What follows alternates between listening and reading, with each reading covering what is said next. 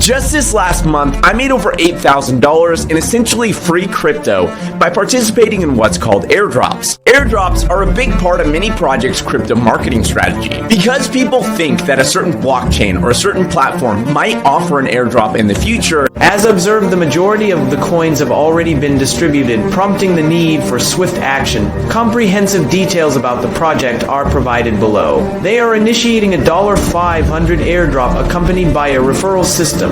To partake, it is imperative to link a MetaMask. Notably, my balance currently reflects an absence of coins. We adhere strictly to the specified conditions to mitigate any potential loss of coins. Initial steps involve the connection of the wallet, followed by a brief waiting period of variable duration. Adopting an optimistic outlook, I anticipate a swift resolution. Having successfully connected our wallet, we proceed to examine its content. The eagerly anticipated Control Testnet. And again, the link is in the description, and you're going to need to add the Layer 1 and Layer 2 networks to your wallet. From there, you'll have to use yet another faucet to get Testnet tokens. I linked my favorite ETH faucet in the description because it is like weirdly difficult to get ETH